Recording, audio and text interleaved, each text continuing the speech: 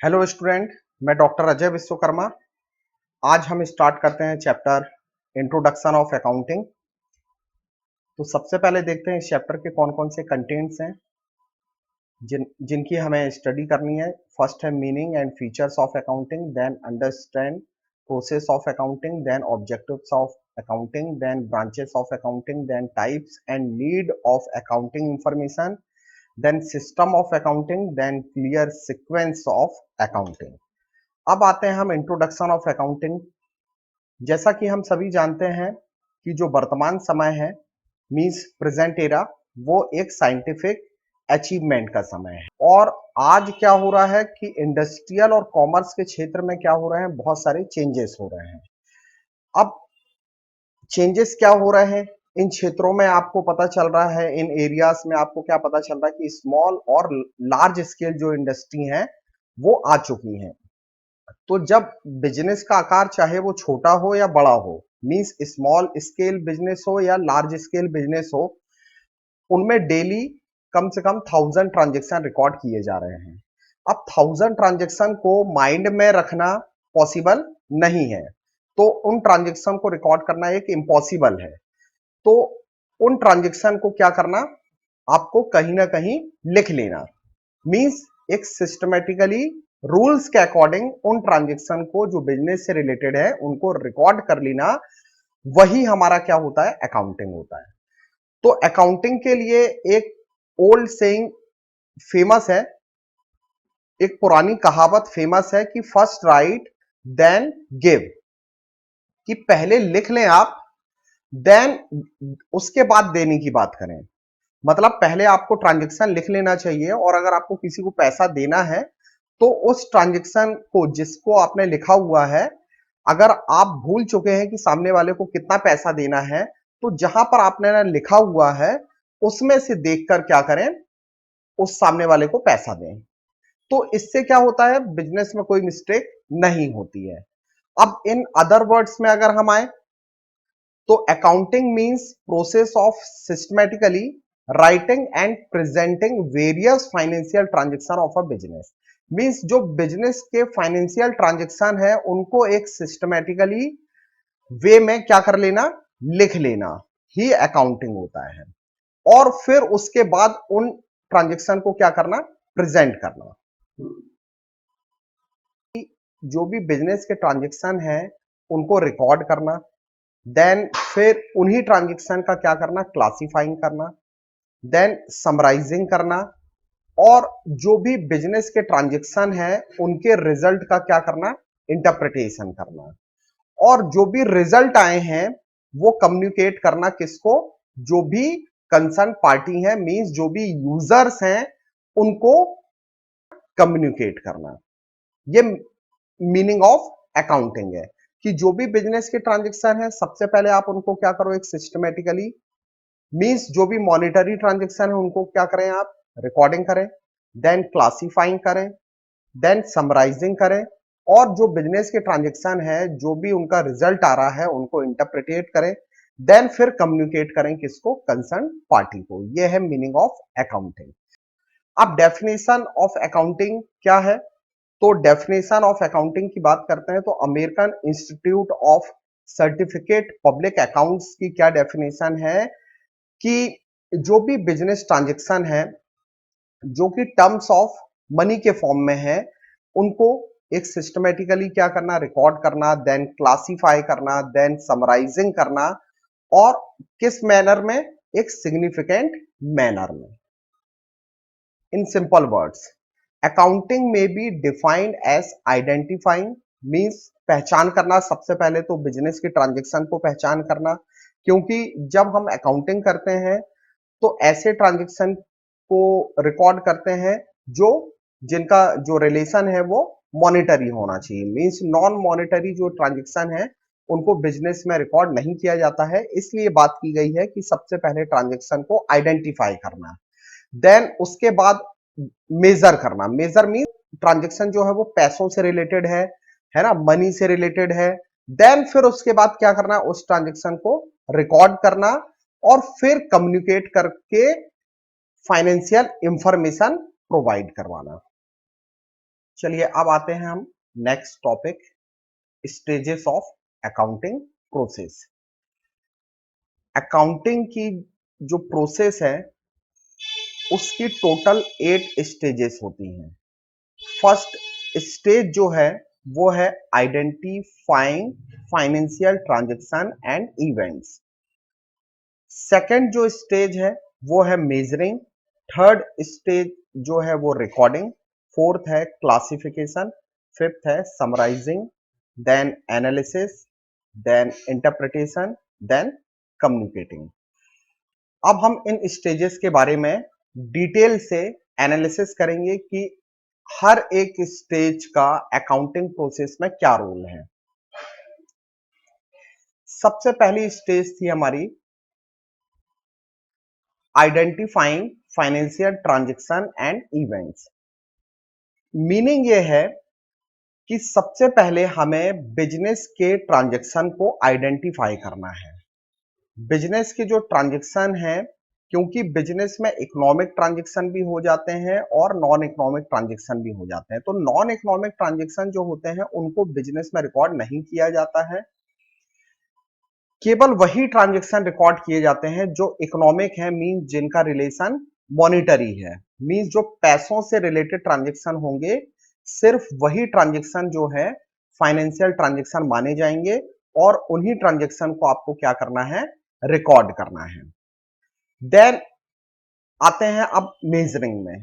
तो मेजरिंग का मीनिंग ये हुआ कि उन बिजनेस ट्रांजैक्शन को जिनका रिलेशन मनी से है, ऐसे ट्रांजैक्शन को क्या किया जाएगा, मेजर किया जाएगा। देन उसके बाद हम उन ट्रांजैक्शन को क्या करेंगे, रिकॉर्ड करेंगे। ऐसे ट्रांजैक्शन रिकॉर्ड नहीं करना है हमको, या ऐसे ट्रांजैक्शन जिनको हमने मेजर करते समय पाया कि उनका रिलेशन पैसों से नहीं था, तो ऐसे सब ट्रांजैक्शन जो पैसों से रिलेटेड नहीं होंगे उनको क्या करना है, हमें छोड़ देना है। सिर्फ वही ट्रांजैक्शन लेना है जो मनी के फॉर्म में हो। देन जो हमारी थर्ड स्टेज है वो है रिकॉर्डिंग। तो रिकॉर्डिंग का मीनिंग क्या हुआ, बिजनेस के ऐसे ट्रांजैक्शन को जो मॉनिटरी फॉर्म में है, मींस पैसों से रिलेटेड है, केवल उन्हीं ट्रांजैक्शन को क्या करना है, हमें रिकॉर्ड करना है। और these transaction are firstly made in journal और सब्सिडरी बुक। सबसे पहले इन ट्रांजैक्शन को या तो जर्नल जो बुक होगी हमारी, जो डेली के ट्रांजैक्शन को रिकॉर्ड करने की जो फर्स्ट बुक होती है वो होती है जर्नल। तो इन ट्रांजैक्शन को सबसे पहले आपको जर्नल में रिकॉर्ड करना है, या आप चाहे तो इनको सब्सिडरी जो बुक्स होती हैं वो उनमें आप रिकॉर्ड कर सकते हैं। Then classification.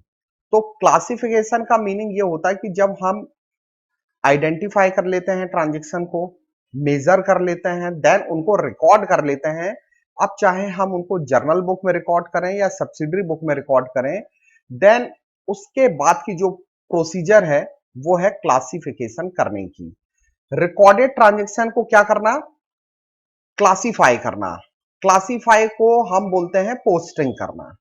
और पोस्टिंग जो है वो अलग अलग बुक्स में, मींस जो अकाउंट्स की जो अलग अलग बुक्स होती हैं उनमें क्या करना, रिकॉर्ड करना, उनमें उनकी पोस्टिंग करना। और पोस्टिंग को ही बोला जाता है कि उन बुक्स का लेजर क्रिएट करना। और लेजर जो होता है वो हर एक बुक्स का सेपरेट बनाया जाता है। लेजर का मीनिंग क्या हुआ कि जो रिकॉर्डिंग ट्रांजैक्शन है, जो भी हमने रिकॉर्ड किए हुए हैं, अभी वो सब ट्रांजैक्शन क्या है, मर्ज हैं। मींस कुछ परचेस वाले ट्रांजैक्शन है, कुछ सेल वाले ट्रांजैक्शन है, कुछ पेमेंट वाले ट्रांजैक्शन है, कुछ रिसिप्ट वाले ट्रांजैक्शन है, कुछ एक्सपेंसेस से रिलेटेड ट्रांजैक्शन है, कुछ इनकम से रिलेटेड ट्रांजैक्शन है। तो ये सब ट्रांजैक्शन अभी हम जब फर्स्ट बुक में रिकॉर्ड करते हैं तो ये सब ट्रांजैक्शन क्या होते हैं, मर्ज होते हैं।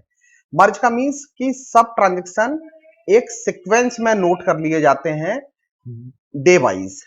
लेकिन अब हम उनको क्या करते हैं, सेपरेट कर देते हैं। सेपरेट करने का मतलब है सब जो ट्रांजैक्शन है उनको सबको अलग अलग बुक्स में सेपरेट कर देते हैं।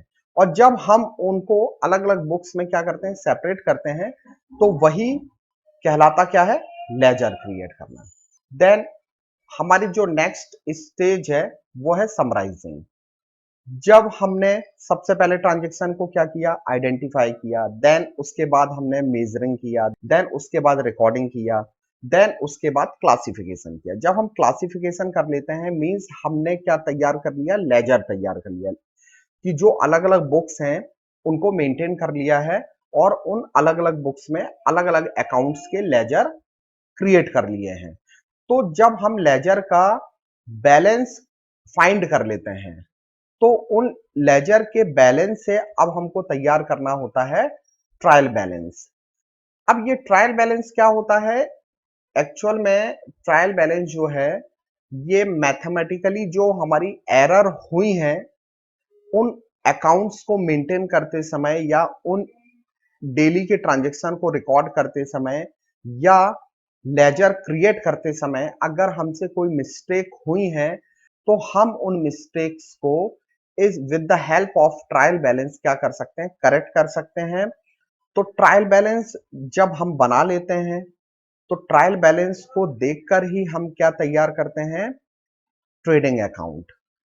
ट्रेडिंग अकाउंट, देन उसके बाद हम तैयार करते हैं profit and loss account, then उसके बाद फाइनेंशियल पोजीशन को चेक करने के लिए हम तैयार करते हैं बैलेंस शीट, देन उसके बाद हम कैश फ्लो, फंड फ्लो, अपनी फाइनेंशियल कंडीशन को कि कितना कैश का इनफ्लो हुआ है, कितना कैश का आउटफ्लो हुआ है, ये सब चेक करने के लिए हम एनालिसिस करते हैं। तो ये सब स्टेटमेंट हम क्या करते हैं, तैयार करते हैं वन बाय वन। अब हम बात कर रहे हैं यहाँ पर कि समराइजिंग का मीनिंग क्या हुआ। तो समराइजिंग का मीनिंग ये हुआ कि जो क्लासिफिकेशन आपने किया था, मींस जो आपने लेजर तैयार किए थे, लेजर बुक जो तैयार किए थे, उससे आपने क्या किया, अकाउंट के बैलेंसेस को फाइंड कर लिया। अकाउंट का जब बैलेंस आप फाइंड कर लेंगे तो उसी के बेस पर फिर आपको तैयार करना है क्या, ट्रायल बैलेंस। तो ट्रायल बैलेंस ये शो करेगा कि जो आपने अकाउंट्स तैयार किए हैं उनमें कोई मैथमेटिकली कोई एरर तो नहीं हुई है।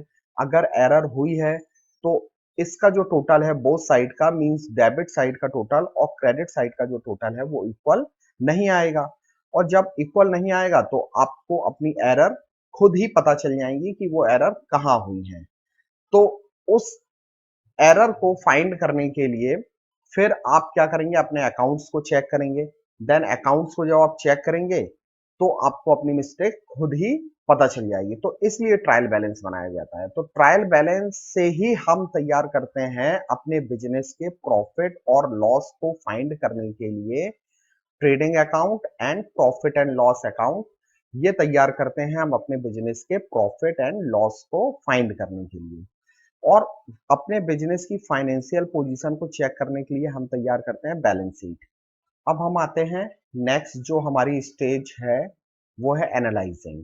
देखिए जब हमने अकाउंट्स को क्या कर लिया, समराइज कर लिया, मींस लेजर तैयार कर लिए, लेजर तैयार करने के बाद ट्रायल बैलेंस बना लिया, देन ट्रायल बैलेंस की हेल्प से हमने क्या बना लिया, अपने बिजनेस के प्रॉफिट और लॉस को फाइंड करने के लिए हमने ट्रेडिंग अकाउंट बना लिया, प्रॉफिट एंड लॉस अकाउंट बना लिया, देन बैलेंस शीट तैयार कर ली और उसके बाद हमने कैश फ्लो तैयार कर लिया, फंड फ्लो तैयार कर लिया।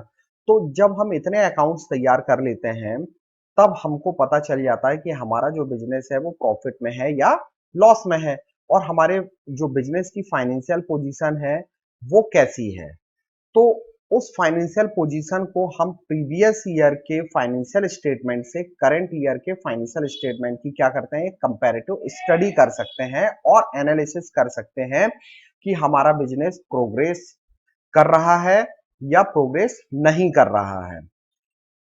देन इंटरप्रिटेशन, नेक्स्ट जो स्टेज है हमारी वो इंटरप्रिटेशन है। इंटरप्रिटेशन का मतलब ये होता है कि जब हम एनालाइज कर लेते हैं, अपनी फाइनेंशियल पोजीशन को चेक कर लेते हैं, अपने प्रॉफिट और लॉस को चेक कर लेते हैं कि हमारा बिजनेस प्रॉफिट में है या लॉस में है, तो उस एनालाइज करने के बाद उन फाइनेंशियल स्टेटमेंट और फाइनेंशियल पोजीशन का एनालिसिस करने के बाद हम तैयार करते हैं वेरियस रिपोर्ट।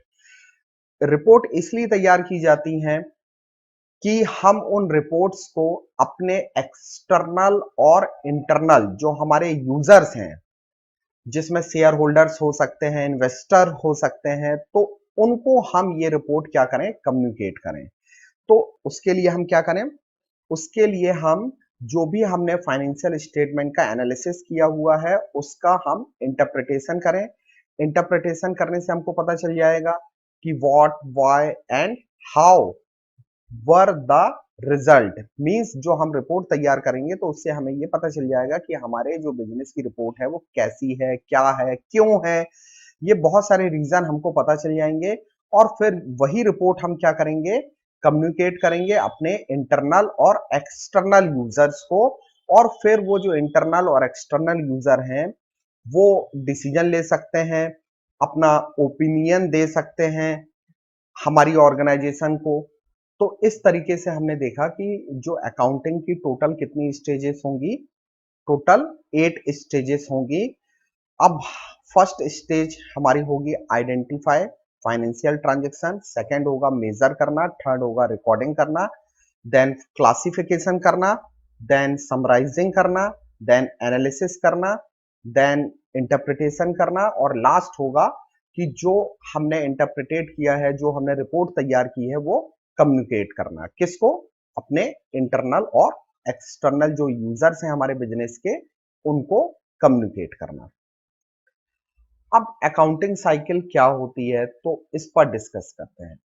अकाउंटिंग साइकिल का मीनिंग ये है कि ये जो प्रोसीजर है ये हर साल होने वाली प्रोसीजर होती है। मींस जो हमारी अकाउंटिंग की 8 स्टेजेस थी उन्हीं को हर साल क्या करना है, 1 to 8 तक की जो हमारी स्टेजेस थी उन्हीं को हर साल means every year as a cycle form में हर साल इन्हीं स्टेजेस को फॉलो करना है।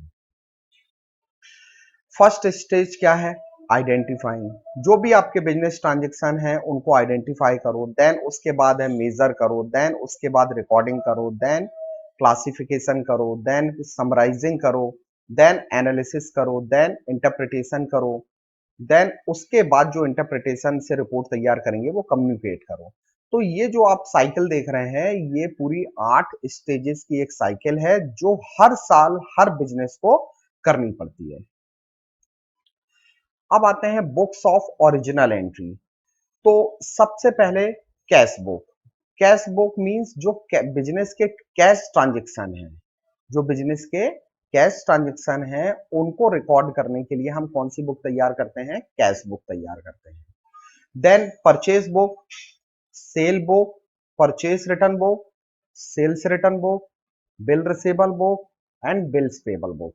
ये जो बुक्स हैं ये आप जो देख रहे हैं ये टोटल 6 जो बुक्स हैं ये रिकॉर्ड किए जाते हैं इनमें क्रेडिट ट्रांजेक्शन। क्रेडिट मींस जो उधार वाले ट्रांजेक्शन होते हैं उनको रिकॉर्ड किए जाते हैं और बिजनेस के जो कैश ट्रांजेक्शन होते हैं उनको रिकॉर्ड किया जाता है कहां पर? कैश बुक में। तो कैश ट्रांजेक्शन को रिकॉर्ड करने के लिए कैश बुक होगी और बिजनेस के जो क्रेडिट ट्रांजेक्शन है उनको रिकॉर्ड करने के लिए हमारे पास परचेज बुक होगी जिसमें परचेज से रिलेटेड ट्रांजेक्शन रिकॉर्ड किए जाएंगे, सेल से रिलेटेड ट्रांजेक्शन जो है वो सेल्स बुक में रिकॉर्ड किए जाएंगे।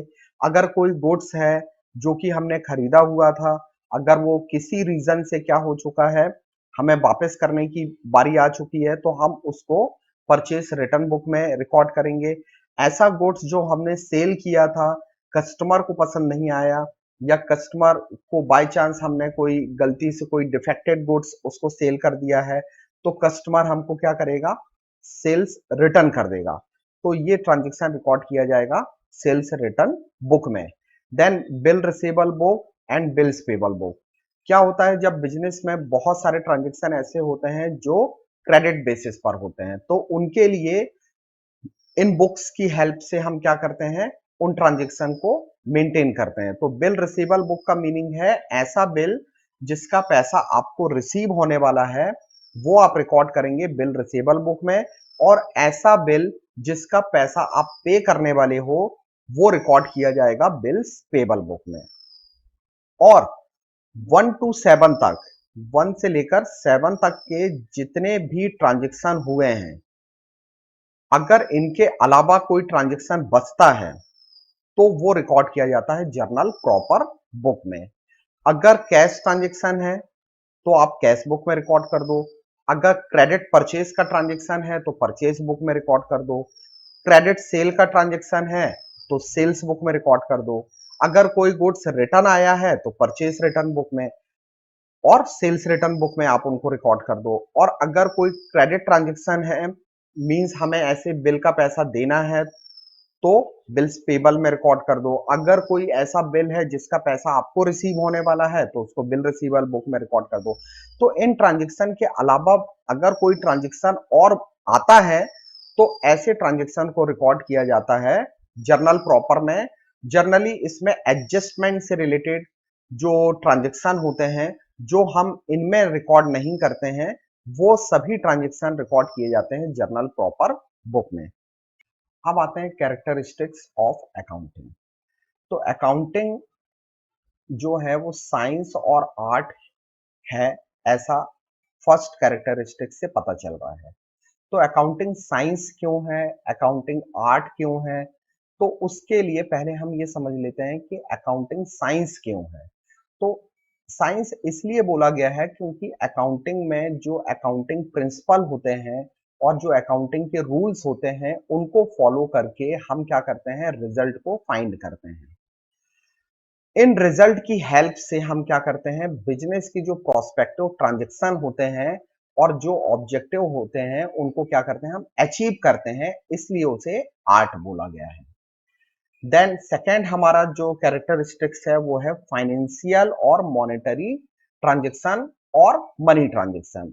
बिजनेस के उन्हीं ट्रांजैक्शन को रिकॉर्ड किया जाएगा जिनका रिलेशन किससे है, मनी से है। मींस जो मॉनेटरी ट्रांजैक्शन होंगे केवल उन्हीं को हम क्या करेंगे, अकाउंटिंग में रिकॉर्ड करेंगे।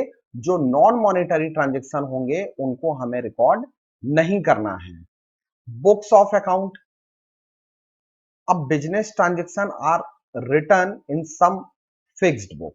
क्या होता है कि जो बिजनेस के ट्रांजैक्शन होते हैं उनको रिकॉर्ड करने के लिए कुछ बुक्स होती हैं, जो डबल एंट्री सिस्टम में कुछ बुक्स अलग होती हैं, सिंगल एंट्री सिस्टम में कुछ बुक्स अलग होती हैं, क्योंकि हमारे इंडिया में दो सिस्टम ज्यादा चलते हैं। एक चलता है डबल एंट्री सिस्टम और एक होता है सिंगल एंट्री सिस्टम। तो डबल एंट्री सिस्टम जो है इस पर हम डिस्कस करने वाले हैं, लेकिन आगे के चैप्टर्स में, और सिंगल एंट्री सिस्टम को भी हम आगे के चैप्टर्स में समझेंगे। अभी बस आपको इतना समझना है कि दो सिस्टम है, एक डबल एंट्री सिस्टम है और दूसरा है सिंगल एंट्री सिस्टम। तो डबल एंट्री सिस्टम जो है उनकी उसकी जो मेन बुक होती हैं वो होती हैं जर्नल और लेजर। तो जर्नल और लेजर जो है ये डबल एंट्री सिस्टम की बुक हो गई, और सिंगल एंट्री सिस्टम की जो बुक हो गई जिसमें एक रफ कैश बुक बनती है और एक मेन कैश बुक बनती है, और साथ में आप इनके लेजर तैयार करते हैं। तो ये बुक्स ऑफ अकाउंट्स जो हैं ये कुछ फिक्स्ड बुक होती हैं जो डबल एंट्री सिस्टम और सिंगल एंट्री सिस्टम में अलग अलग तैयार की जाती हैं। अब सिस्टम ऑफ अकाउंटिंग। अकाउंटिंग के सिस्टम जो जनरली हमारे इंडिया में फेमस हैं, एक तो जिसको इंग्लिश सिस्टम बोलते हैं, या इसी को आप डबल एंट्री सिस्टम बोलते हैं, क्योंकि ये यूरोप से आया था, इटली से आया था, इसलिए इसको इंग्लिश सिस्टम बोला गया है। सिंगल एंट्री सिस्टम भी हमारे यहाँ चलता है, डबल एंट्री सिस्टम भी चलता है, और पहले के समय में इंडियन अकाउंटिंग सिस्टम चला करता था। लेकिन अब ये बंद हो गया है ये सिस्टम, जिसको ज्यादातर हम बोलते थे कि महाजनी सिस्टम हुआ करता था। तो महाजनी सिस्टम अब टोटली बंद हो चुका है। देन अब हम आते हैं इसके बाद फिफ्थ नंबर पर, कंटिन्यूअस अकाउंटिंग। मींस जब भी हम अकाउंटिंग करते हैं, बिजनेस के ट्रांजैक्शन को रिकॉर्ड करते हैं, तो उनको रेगुलरली और क्रोनोलॉजिकली ऑर्डर में रिकॉर्ड किया जाता है। मींस रेगुलरली का मतलब होता है रोज के जो बिजनेस ट्रांजैक्शन है उनको रोज रिकॉर्ड किया जाता है और एक लाइन से रिकॉर्ड किया जाता है। देन क्लासिफिकेशन पर आते हैं हम। क्लासिफिकेशन की मीनिंग हमने पहले भी समझ ली है। क्लासिफिकेशन क्या होता है, जब हम ट्रांजैक्शन को क्या कर लेते हैं, रिकॉर्ड कर लेते हैं, देन उन रिकॉर्डेड ट्रांजैक्शन को क्या करने की बारी आती है, क्लासिफाइड करने की बारी आती है। क्लासिफाइड करना मींस पोस्टिंग करना, और पोस्टिंग के लिए हम क्या करते हैं, उन अकाउंट्स के अलग अलग अकाउंट्स तैयार करते हैं और उन अकाउंट्स को बोला जाता है ledger account. Then summarising and analysis, summarising करना और एनालिसिस करना। समराइजिंग करने का मीनिंग क्या होता है कि जब हम लेजर बुक तैयार कर लेते हैं तो उन्हीं लेजर से हम क्या तैयार करते हैं, ट्रायल बैलेंस तैयार करते हैं। ट्रायल बैलेंस के थ्रू हम trading account and profit and loss and balance sheet तैयार करते हैं, जिससे हमें अपने बिजनेस का प्रॉफिट लॉस और फाइनेंशियल पोजीशन पता चलती है। देन उसके बाद हम कैश फ्लो स्टेटमेंट तैयार करते हैं, फंड फ्लो स्टेटमेंट तैयार करते हैं, जो कि हमें पता चलता है कि हमारे ऑर्गेनाइजेशन में कितना कैश का इनफ्लो हुआ है, कितना कैश का आउटफ्लो हुआ है। एनालाइजिंग करने का मीनिंग है कि जब आप इतना स्टेटमेंट तैयार कर लेते हैं, मींस आपको अपनी फाइनेंशियल पोजीशन के बारे में पता चल जाता है, तब हम फिर क्या करते हैं, उसके रिजल्ट का कंक्लूजन देखते हैं, एनालाइज करते हैं, कंपैरेटिव स्टडी करते हैं अपने फाइनेंशियल स्टेटमेंट की, और फिर उससे कंक्लूजन निकालते हैं और फिर उन कंक्लूजन को अपने बिजनेस में इंप्लीमेंट करते हैं। देन इंटरप्रिटेशन एंड कम्युनिकेशन, जब हम एनालाइज कर लेते हैं, समराइजिंग कर लेते हैं अपने अकाउंट्स की, देन उसके बाद तैयार करते हैं हम क्या, वेरियस रिपोर्ट, जिसको इंटरप्रेटेट करना बोला जाता है, कि जो भी हमने रिजल्ट का कंक्लूजन निकाला है उसके बेसिस पर अब हमको रिपोर्ट तैयार करनी है।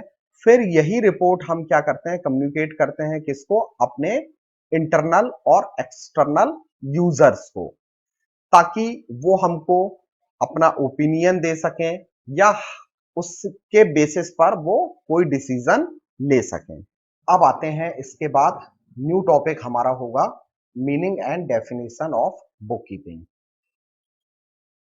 तो बुक कीपिंग की मीनिंग को पहले समझ लेते हैं कि ऐसी बुक्स जिनमें बिजनेस ट्रांजैक्शन को रिकॉर्ड किया जाता है, उनको एक सिस्टमैटिकली तरीके से रखना ही मींस ऐसी बुक्स जिनमें हम बिजनेस के ट्रांजैक्शन को रिकॉर्ड करते हैं, उन बुक्स को एक सिस्टमैटिकली वे में रखना ही बुक कीपिंग होता है।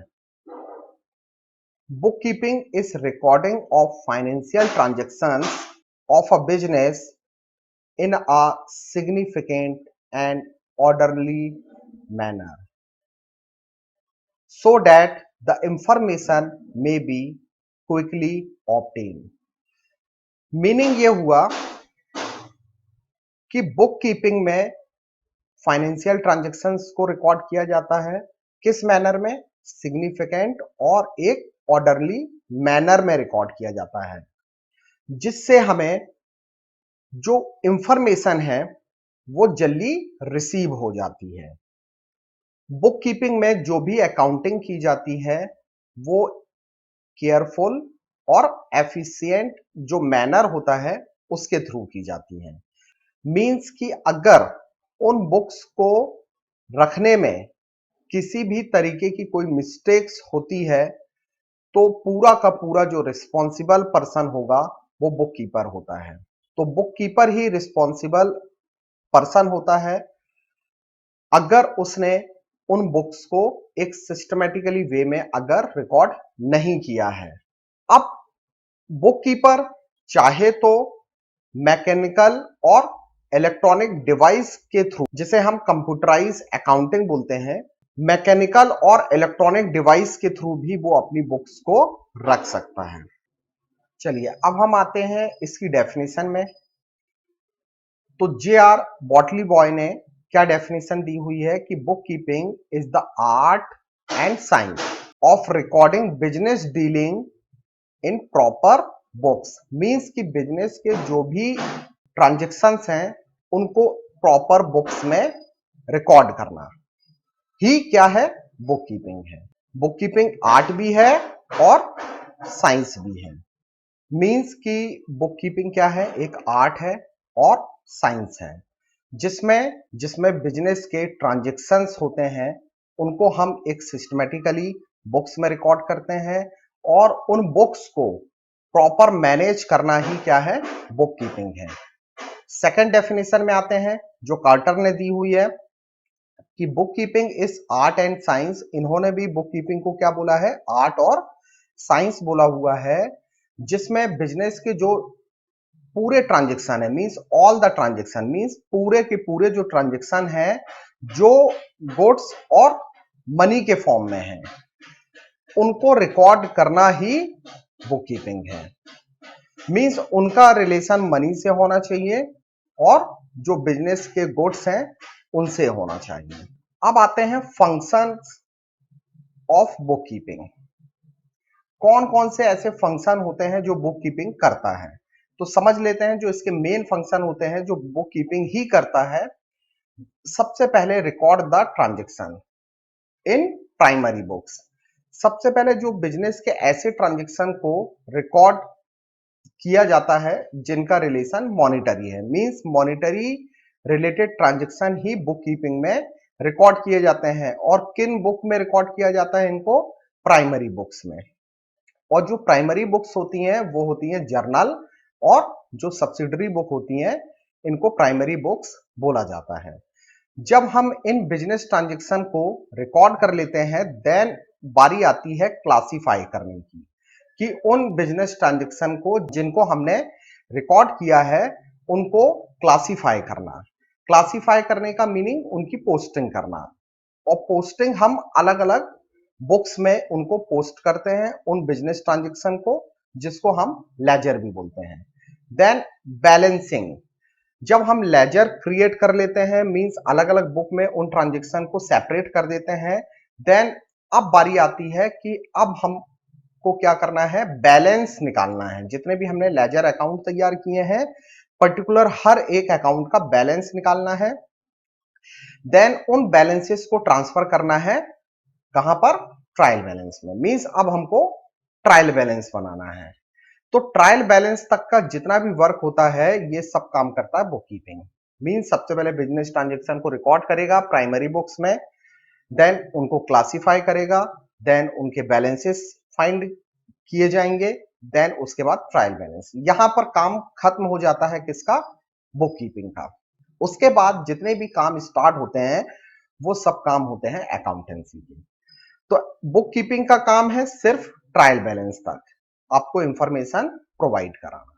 बाकी इसके बाद मींस कि अगर आपको फाइनल अकाउंट तैयार करना है जिसमें आप ट्रेडिंग अकाउंट बनाएंगे, प्रॉफिट एंड लॉस अकाउंट बनाएंगे और बैलेंस शीट तैयार करेंगे, तो ये सब काम होते हैं अकाउंटेंसी के। तो जब बुक कीपिंग का काम खत्म हो जाता है तो उसके बाद जो काम स्टार्ट होता है वो होता है अकाउंटेंसी का। तो अकाउंटेंसी की मीनिंग को पहले समझते हैं कि बुक कीपिंग की मीनिंग हमने समझ ली, अब आ गए हम अकाउंटेंसी की मीनिंग में। तो अकाउंटेंसी का मीनिंग क्या होता है कि जो बिजनेस ट्रांजेक्शन को रिकॉर्ड करने का जो एक सिस्टमेटिकली नॉलेज ही अकाउंटेंसी कहलाता है। जो बिजनेस के ट्रांजेक्शन होते हैं उनको सिस्टमेटिकली क्या करना, रिकॉर्ड करना ही क्या है, अकाउंटेंसी है। अकाउंटेंसी हमको क्या प्रोवाइड करवाता है, ये नॉलेज प्रोवाइड कराता है। किसका नॉलेज, जो अकाउंटिंग प्रिंसिपल्स हैं और जो टेक्निक है उनका नॉलेज हमको अकाउंटेंसी प्रोवाइड करवाता है।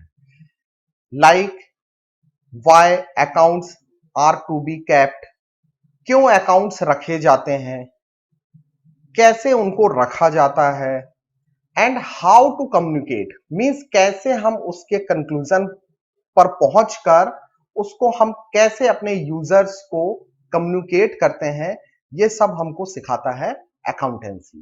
ये पूरी इंफॉर्मेशन हमको मिलती है अकाउंटेंसी में। देन अब अकाउंटेंसी के फंक्शन देख लेते हैं। अभी हमने बुक कीपिंग के फंक्शन देखे, तो अकाउंटेंसी के फंक्शन बुक कीपिंग के फंक्शन के बाद स्टार्ट होते हैं। सबसे पहला जो फंक्शन स्टार्ट होगा वो होगा बुक कीपिंग का। देन जब उसके फंक्शन पूरे फिनिश हो जाएंगे तब स्टार्ट होते हैं अकाउंटेंसी के फंक्शन, जिसमें with the help of trial balance accountancy का जो मेन फंक्शन होगा, जो फंक्शन स्टार्ट होगा वो होगा कि ट्रेडिंग अकाउंट बनाना, प्रॉफिट एंड लॉस बनाना, जहां से बिजनेस का प्रॉफिट और लॉस पता चलता है। मींस कि ट्रेडिंग अकाउंट और प्रॉफिट एंड लॉस अकाउंट को बनाने के बाद बिजनेस का या तो प्रॉफिट पता चलेगा या लॉस पता चलेगा। देन फाइनेंशियल पोजीशन को चेक करने के लिए बनाया जाता है बैलेंस शीट, जो इसका नेक्स्ट फंक्शन होगा। देन अगर कोई एरर हो चुकी है अकाउंट्स को बनाते समय, तो उसको रेक्टिफाई किया जाएगा कहां पर? अकाउंटेंसी में। मींस अकाउंटेंसी के थ्रू ही जो भी एरर हुई हैं उनको रेक्टिफाई किया जाएगा। देन एडजस्टमेंट एंट्रीज पास की जाएंगी। एडजस्टमेंट एंट्रीज क्या होती हैं? ये एंड ऑफ ईयर जो भी हमको करंट इंफॉर्मेशन पता चलती है उनके लिए एडजस्टमेंट किया जाता है। इनका रिलेशन नेक्स्ट ईयर से होता है और नेक्स्ट ईयर का जो रिलेशन है वो करंट ईयर से होता है। इसलिए इन एंट्रीज को हम क्या बोलते हैं? एडजस्टमेंट एंट्रीज बोलते हैं। जो एडिशनल इंफॉर्मेशन होती है, बिजनेस की करंट की न्यू इंफॉर्मेशन होती है, तो ऐसी सब एडजस्टमेंट एंट्रीज को रिकॉर्ड किया जाता है अकाउंटेंसी में, जो अकाउंटेंसी का ही फंक्शन है। देन जब हम ये प्रॉपर पूरे अकाउंट्स तैयार कर लेते हैं, मींस ट्रेडिंग अकाउंट तैयार कर लेते हैं, प्रॉफिट एंड लॉस अकाउंट तैयार कर लेते हैं, देन फाइनेंशियल पोजीशन को चेक करने के लिए बैलेंस शीट बना लेते हैं। देन अब उसके बाद जो भी हमारे फाइनल अकाउंट्स तैयार हुए हैं उनका हम एनालिसिस करते हैं, और एनालिसिस करने के बाद जो भी रिजल्ट आता है वो कम्युनिकेट करते हैं अपने यूजर्स को। यूजर्स इंटरनल भी हो सकते हैं और एक्सटर्नल भी हो सकते हैं, फिर उसके हिसाब से वो यूजफुल डिसीजन ले सकते हैं। नेक्स्ट हमारा जो टॉपिक है वो है अकाउंटिंग। तो अकाउंटिंग को पहले समझते हैं। अकाउंटेंसी समझ लिया हमने, बुक कीपिंग समझ लिया, अब आ गए हम अकाउंटिंग। तो अकाउंटिंग क्या होता है कि अकाउंटेंसी को प्रैक्टिस में लाना ही, ध्यान देना, अकाउंटेंसी की प्रैक्टिस करना ही और अकाउंटेंसी का नॉलेज ही अकाउंटिंग है। मींस अगर आप अकाउंटेंसी की कंटिन्यू प्रैक्टिस कर रहे हैं या उसका नॉलेज आपको कंटिन्यू है तो वही अकाउंटिंग है। मींस अकाउंटिंग क्या हुई? एक प्रोसेस हुई किसकी? अकाउंटेंसी के नॉलेज की। अब following activities are included in accounting process. कौन कौन सी एक्टिविटीज जो इंक्लूड की गई हैं अकाउंटिंग प्रोसेस में? तो अकाउंटिंग की जो प्रोसेस है वो बुक कीपिंग से ही स्टार्ट हो जाती है। जो बुक कीपिंग की जो प्रोसेस है और जो अकाउंटिंग की प्रोसेस है सिमिलर है, मीन सेम है। सबसे पहले आइडेंटिफाई करना बिजनेस ट्रांजेक्शन को कि उनका रिलेशन बिजनेस से है कि नहीं है, मींस मॉनेटरी ट्रांजेक्शन है कि नहीं है, उनको मनी के फॉर्म में मेजरमेंट करना उनका। देन अगर वो मनी से रिलेटेड है तो उन ट्रांजेक्शन को जो हमारी प्राइमरी बुक्स हैं, मींस जर्नल है, जो सब्सिडरी बुक है, उनमें रिकॉर्ड करना। देन जब उन बिजनेस ट्रांजेक्शन को हम रिकॉर्ड कर लेंगे, देन उसके बाद बारी आती है पोस्टिंग करना, मींस उनके लेजर तैयार करना। देन लेजर जब हम बना लेंगे तो फिर उन लेजर से हमको बैलेंसेस निकालना, और बैलेंसेस निकालने के बाद हम बनाते हैं ट्रायल बैलेंस, और उसके हिसाब से बनते हैं हमारे फाइनेंशियल जो स्टेटमेंट हैं वो तैयार किए जाते हैं। देन उन फाइनेंशियल स्टेटमेंट का एनालिसिस करना, देन उसके बाद इंटरप्रिटेट करना, जो भी हमने रिजल्ट निकाला हुआ है एनालिसिस करने के बाद उनका रिजल्ट निकालना, और जो भी रिजल्ट आएंगे वो कम्युनिकेट करना किसको? अपने यूजर्स को, चाहे वो इंटरनल यूजर्स हो या एक्सटर्नल यूजर्स हो। देन अब हम आते हैं डिफरेंसेस पर। बुक कीपिंग एंड अकाउंटेंसी दोनों के डिफरेंस को समझ लेते हैं, मीनिंग की बात करते हैं। It is a process of recording transactions as per rules in the fixed book.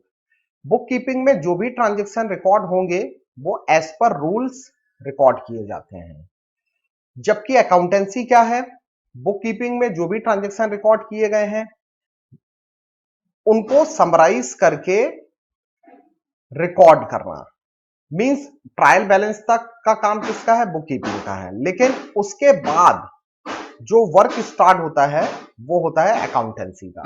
Means उन्हीं ट्रांजेक्शन को जो बुक कीपिंग में रिकॉर्ड हुए थे उनको समराइज करके रिकॉर्ड करना ही अकाउंटेंसी है। मेन ऑब्जेक्टिव में आते हैं। Its main objective is to record daily transaction in the books in systematic और chronological order. मीन्स कि इसमें जो भी बिजनेस के ट्रांजेक्शन रिकॉर्ड होंगे वो डेली के ट्रांजेक्शन रिकॉर्ड होंगे, लेकिन किस वे में रिकॉर्ड होंगे, एक सिस्टमेटिकली और एक क्रोनोलॉजिकल ऑर्डर में रिकॉर्ड होंगे। मीन्स कि जो भी ट्रांजेक्शन होंगे date to date, means date wise आपको उनको रिकॉर्ड करना है, चाहे ट्रांजेक्शन क्रेडिट हो या कैश हो, लेकिन रिलेटेड टू मनी, मीन्स पैसों से रिलेटेड ट्रांजेक्शन ही रिकॉर्ड किए जाएंगे। It main objective is to draw conclusion and analyzing the information, interpreted them and communicate obtained from bookkeeping. Means book keeping से जो भी इंफॉर्मेशन हमने ली हुई है उसका कंक्लूजन निकालना, उन बिजनेस ट्रांजेक्शन को सबसे पहले एनालाइज करना, देन इंटरप्रेटेट करना, और इंटरप्रेटेट करने के बाद जो भी रिजल्ट आता है वो कम्युनिकेट करना किसको, यूजर्स को। ये काम होता है अकाउंटेंसी का। Scope, its scope is limited to recording of transactions as per rules in the books of original entries. इसमें जो भी ट्रांजेक्शन रिकॉर्ड होंगे वो एज पर रूल्स रिकॉर्ड होंगे और बिजनेस के ट्रांजेक्शन को ही रिकॉर्ड किया जाएगा। It includes business conclusion, means इसमें बिजनेस का कंक्लूजन को क्या किया जाता है, एनालाइज किया जाता है, फिर उसी इंफॉर्मेशन को प्रोवाइड करवाया जाता है अपने मैनेजमेंट को, जो इंटरनल यूजर्स हो जाते हैं, और अदर यूजर्स को, मींस एक्सटर्नल यूजर्स को। म्यूचुअल डिपेंडेंसी, ये इंडिपेंडेंट वर्क है, बुक कीपिंग खुद अपने आप में वर्क करता है, मींस इसका रिलेशन अकाउंटेंसी से नहीं है, जबकि अकाउंटेंसी जो है वो डिपेंडेंट है किसके ऊपर, बुक कीपिंग के ऊपर, क्योंकि बुक कीपिंग के वर्क के बाद ही किसका काम स्टार्ट होता है, अकाउंटेंसी का, इसलिए ये डिपेंडेंट है किसके ऊपर, बुक कीपिंग के ऊपर। Art and science, book keeping is recording of business transactions in a arrange manner, meaning कि इसमें जो भी बिजनेस ट्रांजेक्शन रिकॉर्ड होते हैं वो एक arrange manner, means date wise record किए जाते हैं। बिजनेस के डेली के ट्रांजेक्शन को डेट वाइज रिकॉर्ड करना ही बुक कीपिंग है, जबकि it is science based on certain principle and rules, जबकि इसमें अकाउंटेंसी के जो प्रिंसिपल हैं और रूल्स हैं उनके अकॉर्डिंग ट्रांजेक्शन को रिकॉर्ड किया जाता है। नेक्स्ट हमारा जो डिफरेंस है वो है अकाउंटेंसी और अकाउंटिंग। अब हम ये समझ लेते हैं कि अकाउंटेंसी क्या है और अकाउंटिंग क्या है। बिजनेस ट्रांजैक्शन को सिस्टमेटिकली रिकॉर्ड करना ही क्या है, अकाउंटेंसी है, और अकाउंटेंसी की लगातार प्रैक्टिस करना या कंटिन्यू प्रैक्टिस करना ही क्या है, अकाउंटिंग है, या अकाउंटेंसी का नॉलेज रखना ही अकाउंटिंग है। नेचर, ये नॉलेजेबल नेचर का होता है, और जबकि ये एक प्रोसेस है, मींस कंटिन्यू होने वाली एक प्रोसेस है। Principle and techniques, accountancy provide knowledge of principle, technique and rules. Accountancy क्या प्रोवाइड करती है हमको, knowledge of principles, technique and rules, जबकि अकाउंटिंग किसके ऊपर यूज की जाती है, वो की जाती है जो भी अकाउंटेंसी के प्रिंसिपल हैं, टेक्निक हैं, उन पर वर्क किया जाता है यहां पर। Then relation, it depends on both book keeping and accounting. ये ध्यान रखना हमको कि जो अकाउंटेंसी है वो बुक कीपिंग और अकाउंटिंग पर बेस्ड है और उसके ऊपर डिपेंडेंट है, जबकि ये सिर्फ बुक कीपिंग पर डिपेंडेंट है। स्कोप, इसका स्कोप वाइड होता है, मींस लार्ज होता है, और जबकि इसका एक लिमिटेड स्कोप होता है। देन आते हैं आप ऑब्जेक्टिव्स ऑफ अकाउंटेंसी। तो मेन ऑब्जेक्टिव्स देखेंगे, देन जर्नल ऑब्जेक्टिव्स देखेंगे। अब आते हैं मेन ऑब्जेक्टिव्स में। तो फर्स्ट है permanent account of business transactions. A permanent account of business is prepared by writing the all business economic activities and transactions. Meaning यह हुआ कि जो भी, इसलिए परमानेंट अकाउंट बोला गया है क्योंकि जो बिजनेस के इकोनॉमिक एक्टिविटीज होती हैं, जो इनका रिलेशन पैसों से होता है, या इकोनॉमिक जो ट्रांजेक्शन्स होते हैं, उनको परमानेंटली रिकॉर्ड कर लिया जाता है। मींस प्रॉपर बुक्स में हमेशा के लिए रिकॉर्ड कर लिया जाता है, इसलिए ये परमानेंट अकाउंट्स होता है। सेकंड है हमारा to know the trade result और प्रॉफिट एंड लॉस। हमें अपने बिजनेस का अगर प्रॉफिट चेक करना है या लॉस चेक करना है कि हमारा बिजनेस प्रॉफिट में चल रहा है या लॉस में चल रहा है, तो उसके लिए हम trading account and profit and loss account बनाकर हम अपने बिजनेस का क्या निकाल सकते हैं, प्रॉफिट और loss. Then knowledge about the economic and financial status of trade. Means अगर हमको अपने बिजनेस का फाइनेंशियल स्टेटस चेक करना है तो with the help of balance sheet हम ये कर सकते हैं। हम बैलेंस शीट बनाकर अपने बिजनेस की एक्चुअल जो फाइनेंशियल पोजीशन है उसको जान सकते हैं, और ये पॉसिबल होता है उस अकाउंटेंसी से। थर्ड नंबर पर आते हैं, for the fulfilment of legal requirements. अगर हमको हमारे बिजनेस को या हमारी कंपनी को या हमारी फर्म को कितना टैक्स पे करना है, तो ये हम अकाउंटेंसी की हेल्प से चेक कर सकते हैं, उसको कैलकुलेट कर सकते हैं और उतना टैक्स गवर्नमेंट को जमा कर सकते हैं। मींस जो टैक्स से रिलेटेड जो कंप्लाइंसेस आते हैं उनको रिमूव कर देती है accountancy. To provide financial information to users. हमारे पास दो यूजर्स होते हैं जनरली, एक इंटरनल यूजर्स होते हैं और एक एक्सटर्नल यूजर्स होते हैं। तो with the help of accountancy वो चेक कर सकते हैं अब हमारी कंपनी की फाइनेंशियल पोजीशन, या हमारा जो इंटरनल यूजर्स है वो चेक कर सकता है कि हमारी कंपनी की क्या फाइनेंशियल पोजीशन है इस समय। तो ये अकाउंटेंसी से ही पॉसिबल हो पाता है। Like investors, government, banks, financial institution, researchers and public, ये सब जो एक्सटर्नल यूजर्स हैं ये चेक कर सकते हैं हमारी कंपनी की प्रेजेंट की फाइनेंशियल पोजीशन को उस अकाउंटेंसी के थ्रू। नेक्स्ट है helpful for the future plans. Accountancy के थ्रू हम क्या कर सकते हैं, फ्यूचर के प्लान तैयार कर सकते हैं, और फ्यूचर के प्लान उस अकाउंटेंसी के कारण ही जल्दी बन सकते हैं। Means with the help of accountancy हम क्रिएट कर सकते हैं या बना सकते हैं क्या, फ्यूचर प्लान। जनरल ऑब्जेक्टिव्स में आते हैं। जनरल ऑब्जेक्टिव्स में फर्स्ट है हमारा, अगर हमको अपने क्लोजिंग स्टॉक की इंफॉर्मेशन चाहिए है कि इस साल हमारे पास कितना गुड्स अनसोल्ड है, तो उस अकाउंटेंसी के थ्रू हम चेक कर सकते हैं। अगर हमको अपने डेटर्स और क्रेडिटर्स की इंफॉर्मेशन चाहिए है कि सामने वाले से हमें कितना पैसा लेना है या हमें अपने क्रेडिटर्स को कितना पैसा देना है, तो ये सब इंफॉर्मेशन आपको मिल जाती है उस अकाउंटेंसी से। Then knowledge of cash amount, means कि हमारे पास बिगनिंग में कितना कैश था, ईयर के एंड में हमारे पास कितना कैश है, बैंक में कितना बैलेंस है, तो ये सब इंफॉर्मेशन हमको उस अकाउंटेंसी से पता चल जाती है।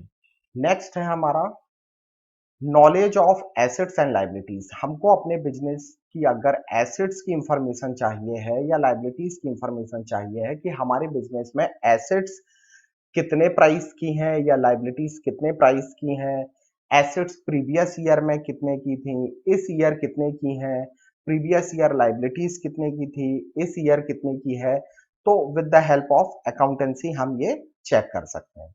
Knowledge of tax liability, means कि हमें अपने बिजनेस का कितना जीएसटी फाइन करना है, देन इनकम टैक्स कितना पे करना है, तो with the help of accountancy ये हम चेक कर सकते हैं। Knowledge of trade needs, means हमारे बिजनेस की जरूरत क्या क्या है इस समय, वो और कौन कौन सी जरूरत फ्यूचर में पड़ने वाली है, तो ये सब हमको with the help of accountancy हम ये चेक कर सकते हैं, अपनी प्रेजेंट की रिक्वायरमेंट और फ्यूचर की रिक्वायरमेंट्स को।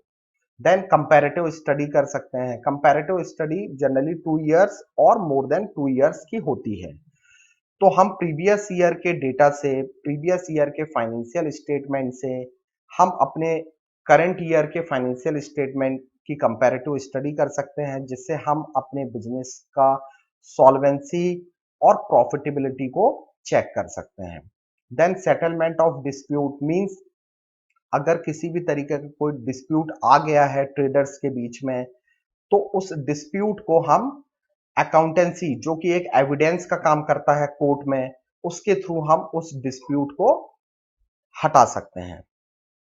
देन टाइप्स ऑफ अकाउंटिंग पर आते हैं। तो फर्स्ट अकाउंटिंग होगी हमारी फाइनेंशियल अकाउंटिंग। सबसे मेन जो अकाउंटिंग होती है वो होती है फाइनेंशियल अकाउंटिंग, क्योंकि यही अकाउंटिंग है जिससे हमें अपने बिजनेस का प्रॉफिट और लॉस पता चलता है कि हमारा बिजनेस कितना प्रॉफिट में है या कितने लॉस में है, और इसी अकाउंटिंग की बदौलत ही हमको अपने बिजनेस का फाइनेंशियल पोजीशन पता चल जाता है। मींस कि हमारे बिजनेस की फाइनेंशियल कंडीशन कितनी है इस समय, कि वो इंप्रूव हो रही है कि नहीं हो रही है, ये हमको फाइनेंशियल अकाउंटिंग के थ्रू पता चल जाता है। मींस फाइनेंशियल अकाउंटिंग क्या बताता है, हमारे बिजनेस में प्रॉफिट है या लॉस है और हमारी फाइनेंशियल पोजीशन क्या है, इसका नॉलेज देता है फाइनेंशियल अकाउंटिंग। कॉस्ट अकाउंटिंग जो है ये सेकंड ब्रांच है। अगर ये काम आती है, कॉस्ट अकाउंटिंग का जो वर्क है वो जनरली मैन्युफैक्चरिंग वाली जो कंपनीज होती हैं, जो गुड्स और सर्विसेज की क्या करती हैं, मैन्युफैक्चरिंग का काम करती हैं, तो ऐसी कंपनीज के लिए, ऐसी ऑर्गेनाइजेशन के लिए अपनी कॉस्ट पर यूनिट कैलकुलेट करना जरूरी होता है, ताकि उनको पता चले कि जो वो गुड्स मैन्युफैक्चरिंग कर रहे हैं या जो वो सर्विस मैन्युफैक्चरिंग कर रहे हैं, उसकी पर यूनिट कॉस्ट कितनी पड़ रही है। तो पर यूनिट कॉस्ट को फाइंड करने के लिए किस अकाउंटिंग की हेल्प लेते हैं, वो हेल्प लेते हैं कॉस्ट अकाउंटिंग की। तो कॉस्ट अकाउंटिंग क्या बताता है कि जो भी गुड्स हम मैन्युफैक्चरिंग कर रहे हैं उसकी पर यूनिट कॉस्ट कितनी आ रही है, इसको फाइंड करने के लिए हम कॉस्ट अकाउंटिंग की हेल्प लेते हैं। और जो कॉस्ट अकाउंटिंग जो सप्लीमेंट होता है किसका, फाइनेंशियल अकाउंट का। तो फाइनेंशियल अकाउंट का ही ये एक पार्ट है। देन थर्ड जो ब्रांच है अकाउंटिंग की वो है मैनेजमेंट अकाउंटिंग। जब हम फाइनेंशियल अकाउंटिंग के थ्रू और कॉस्ट अकाउंटिंग के थ्रू, दोनों अकाउंटिंग के थ्रू हम जब पूरे अकाउंट्स तैयार कर लेते हैं, पूरे डेटा को कलेक्ट कर लेते हैं, मींस हमें अपने बिजनेस का क्या पता चल जाता है, प्रॉफिट पता चल जाता है, लॉस पता चल जाता है और फाइनेंशियल जो कंडीशन है बिजनेस की वो पता चल जाती है। देन उसके बाद जो हमारा इंटरनल यूजर्स हैं, मींस जो मैनेजमेंट है, वो with the help of financial accounting और कॉस्ट अकाउंटिंग प्लानिंग तैयार करते हैं। देन डिसीजन लेते हैं कि हमारी जो कंडीशन प्रीवियस ईयर में क्या है, इस ईयर क्या है, मींस प्रीवियस ईयर से हमने ज्यादा प्रॉफिट अर्न किया है कि कम अर्न किया है। तो ये पूरी इंटरनल जो चेंजेस करने होते हैं, जो भी इंफ्रास्ट्रक्चर को लेकर हो या बिजनेस को लेकर हो, तो ये पूरी जो अकाउंटिंग है वो मैनेजमेंट अकाउंटिंग के अंदर ही की जाती है। देन आते हैं टैक्स अकाउंटिंग। तो टैक्स अकाउंटिंग से हमें अपने बिजनेस का इनकम टैक्स और जीएसटी मींस टैक्स के जो कंप्लाइंसेस हैं उनको दूर करने के लिए जो अकाउंटिंग की जाती है वो होती है tax accounting. Then social responsibility accounting. क्या होता है कि कोई भी बिजनेस जनरली वो सोसाइटी के अंदर ही इस्टेब्लिश होते हैं, तो बिजनेस की हमेशा सोसाइटी के लिए एक रिस्पॉन्सिबिलिटी बनती है कि सोशल प्रोग्रेस और सोशल वेलफेयर उस बिजनेस की बदौलत सोसाइटी में हो रहा है कि नहीं हो रहा है। क्योंकि बिजनेस हमेशा एक सोसाइटी में ही चलाए जाते हैं, इसलिए सोसाइटी के लिए कुछ ना कुछ उनकी रिस्पॉन्सिबिलिटी होती है। इसलिए सोशल रिस्पॉन्सिबिलिटी अकाउंटिंग का एक पार्ट है। देन आते हैं गवर्नमेंट अकाउंटिंग। तो सेंट्रल गवर्नमेंट और स्टेट गवर्नमेंट जनरली कंट्री के डेवलपमेंट के लिए क्या करती हैं, वो बजट तैयार करती हैं। अब वो बजट जो होता है गवर्नमेंट की एस्टिमेटेड इनकम और एस्टिमेटेड एक्सपेंडिचर का क्या है, बजट है। मींस कि गवर्नमेंट को एस्टिमेटेड इनकम कितनी होने वाली है इस कंट्री से, और गवर्नमेंट इस कंट्री के ऊपर कितना पैसा खर्च करने वाली है, उसके लिए वो बजट तैयार करती है।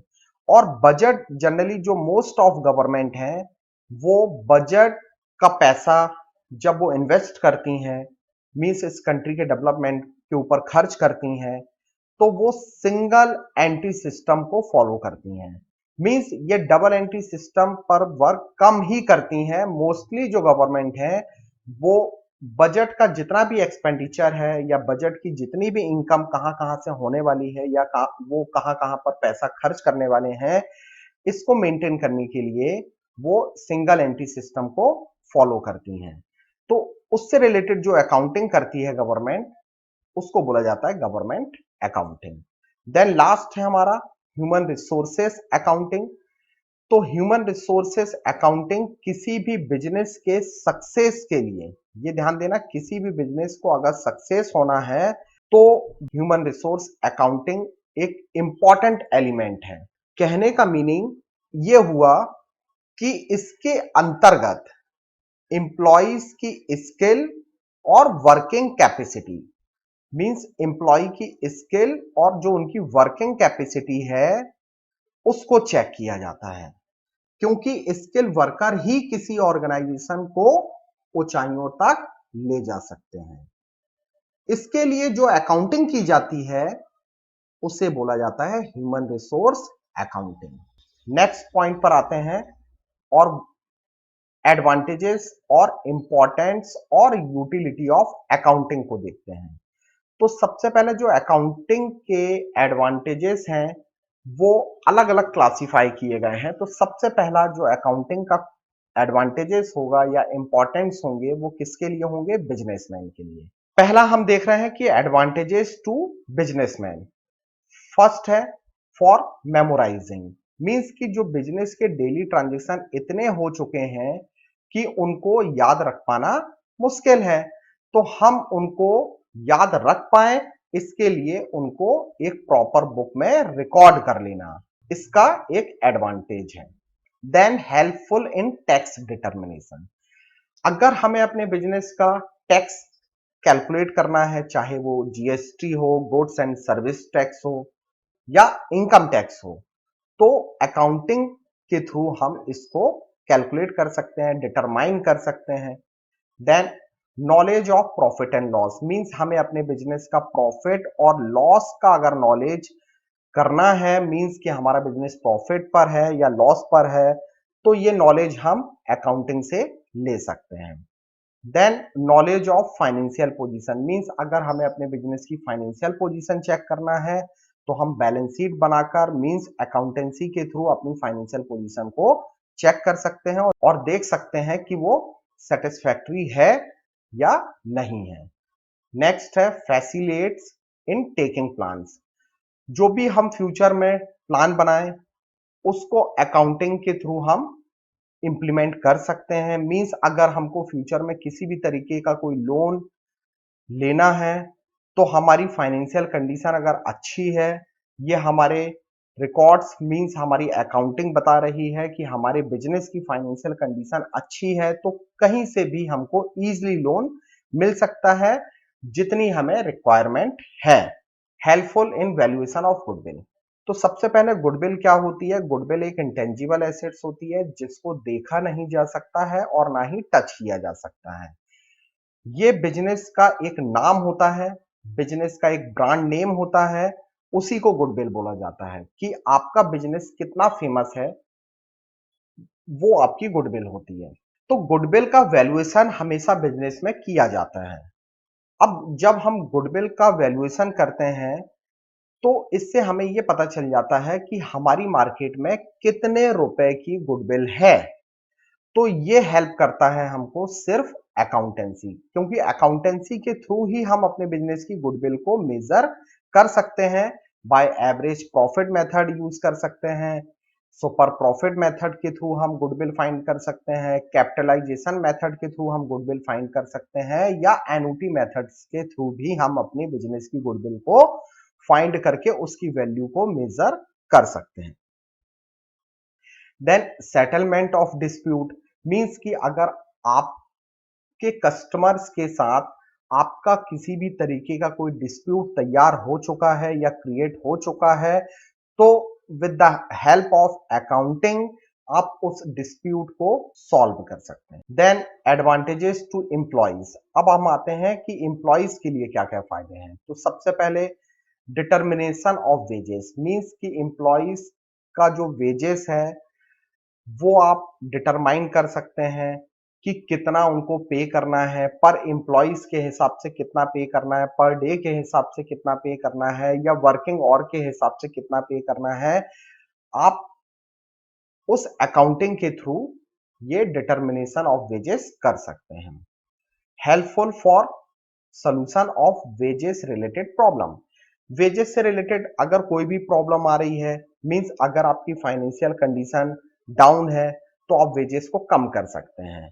ये हमें बताता है अकाउंटेंसी। लेकिन अगर आपकी फाइनेंशियल पोजीशन बढ़ रही है, कंटिन्यू बढ़ रही है, तो आप उन वर्कर्स को प्रमोट कर सकते हैं, उनका इंक्रीमेंट कर सकते हैं और उनकी वेजेस को बढ़ा सकते हैं। Then valuation of working ability and capacity, working ability और कैपेसिटी के थ्रू आप उन एम्प्लॉइज को रिवॉर्ड दे सकते हैं, देन उनको मोटिवेट कर सकते हैं। जिस एम्प्लॉय की एबिलिटी जितनी अच्छी होगी, उसको आप उतना मोटिवेट करके और प्रमोट कर सकते हैं वर्क एफिशिएंसी के लिए। यह हेल्प करता है accounting. Advantages to investor, investor के लिए क्या बेनिफिट्स हैं?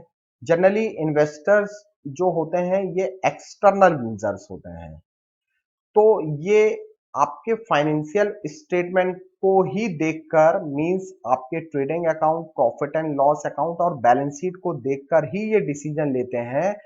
तो अकाउंटेंसी ही उनकी क्या करती है, प्रॉब्लम को सॉल्व कर देती है। देन हेल्पफुल इन डिस्प्यूट, अगर आपका आपके इन्वेस्टर्स के साथ किसी भी तरीके का कोई डिस्प्यूट तैयार हो चुका है, तो आप उसको अकाउंटेंसी के थ्रू सॉल्व कर सकते हैं।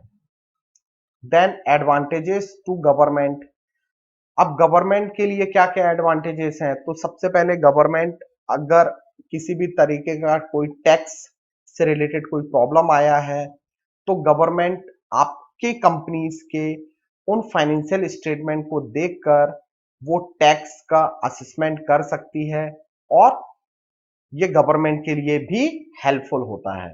नेक्स्ट है helpful for the determination of financial help, अगर आपके बिजनेस को किसी भी तरीके की फाइनेंशियल हेल्प की अगर जरूरत है, लाइक सब्सिडी और टैक्स में अगर आपको रिबेट चाहिए है, तो ये गवर्नमेंट आपके फाइनेंशियल कंडीशन को देखकर ये सब फैसिलिटी आपको प्रोवाइड कर सकती है।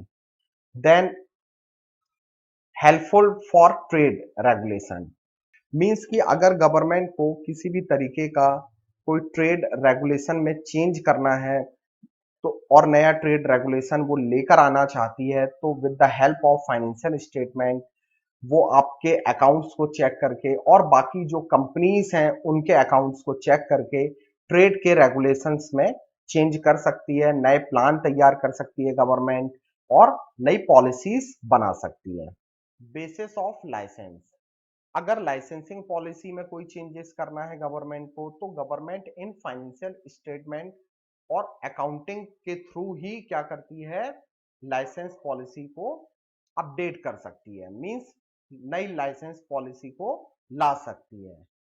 देन अमेंडमेंट कर सकती है बिजनेस के लॉ में, जो पुराने बिजनेस के लॉ हैं, अगर उनमें किसी प्रकार का अमेंडमेंट करने की जरूरत आ रही है, तो government with the help of accounting ये बाकी कंपनीज की जो अकाउंटिंग है, जो बाकी कंपनी के फाइनेंशियल स्टेटमेंट हैं, उनके थ्रू गवर्नमेंट देखकर उनको ये अमेंडमेंट कर सकती है और जो पुराने बिजनेस लॉ हैं उनको अपडेट करके नए बिजनेस लॉ में कन्वर्ट कर सकते। देन नॉलेज ऑफ प्रोग्रेस, अब गवर्नमेंट को ये हेल्प मिल जाती है उन फाइनेंशियल स्टेटमेंट या उस अकाउंटिंग के थ्रू कि जो बिजनेस सेक्टर है वो प्रोग्रेस कर रहा है कि नहीं कर रहा है।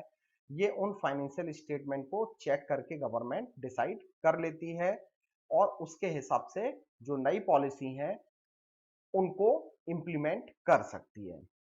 Then advantages to customer. अब कस्टमर को क्या क्या फायदे होंगे, तो कस्टमर को ये फायदा होगा कि कंपनीज में क्या होता है, कॉस्ट ऑफ प्रोडक्शन मींस जिसके लिए कॉस्ट अकाउंटिंग की जाती है, तो उसमें हर कंपनी अपने प्रोडक्ट की कॉस्ट को कम से कम रखना चाहती है। अब जब कॉस्ट कम आएगी तो उसका सेल प्राइस कम होगा, और जब सेल प्राइस कम होगा तो ये बिल्कुल रीजनेबल रेट पर कस्टमर के पास पहुंच जाएगी।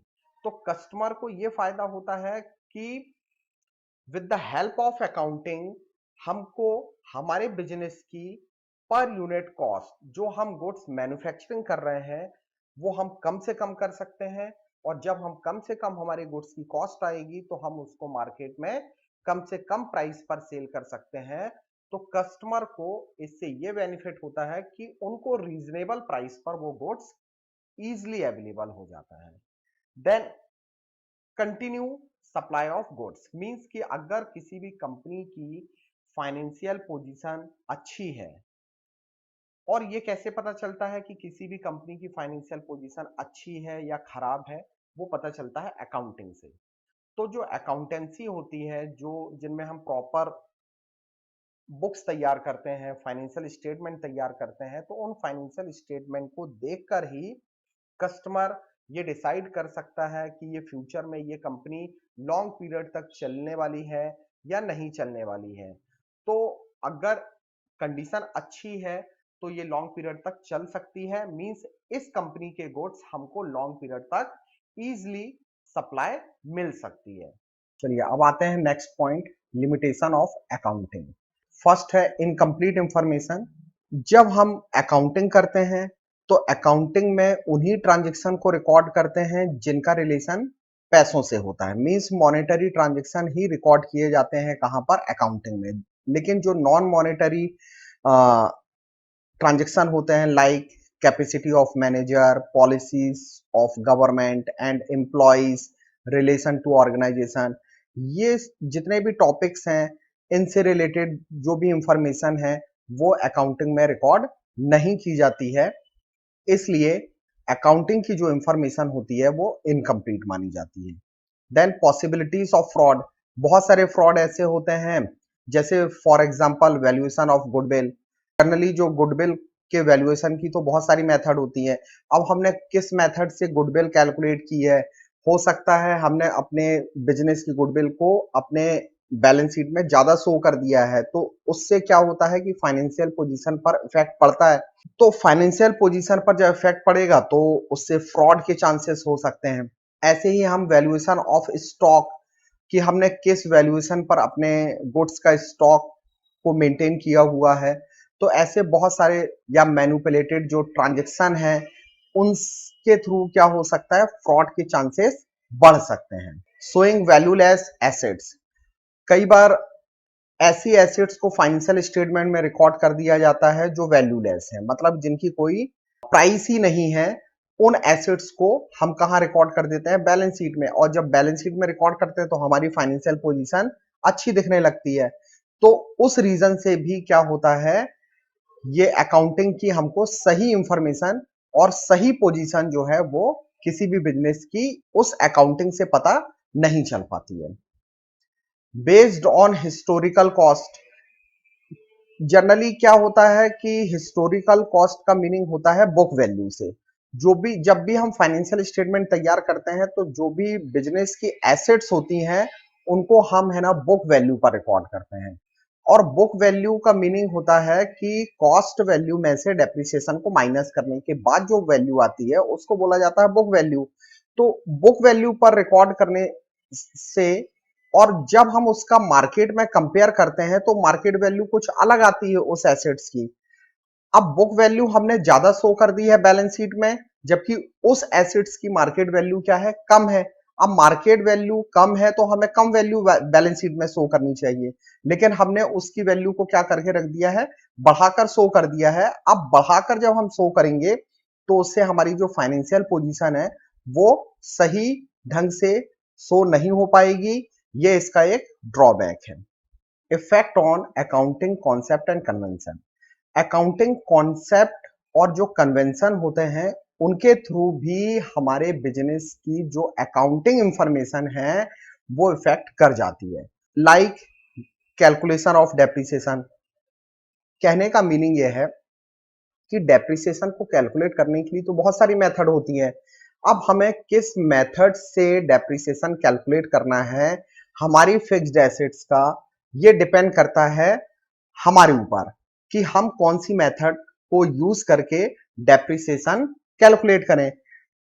तो हो सकता है कि हमें स्ट्रेट लाइन मेथड यूज करनी है लेकिन हम return down value method use कर रहे हैं, तो उसके कारण भी क्या होता है, फ्लक्चुएशंस आ जाते हैं। क्योंकि स्ट्रेट लाइन मेथड में एक फिक्स रेट से क्या होता है, डेप्रिसिएशन चार्ज होता है, जबकि रिटर्न डाउन वैल्यू मेथड में क्या होता है, डिमिनिशिंग मींस जो बैलेंसिंग प्राइस होता है उस पर डेप्रिसिएशन चार्ज होता है। तो दोनों मेथड में डेप्रिसिएशन को चार्ज करने के लिए एक अलग पैटर्न होता है और उसी पैटर्न से जब हम डेप्रिसिएशन निकालते हैं तो दोनों मेथड्स में जो एसेट्स की बुक वैल्यू आती है वो उनमें डिफरेंस होता है।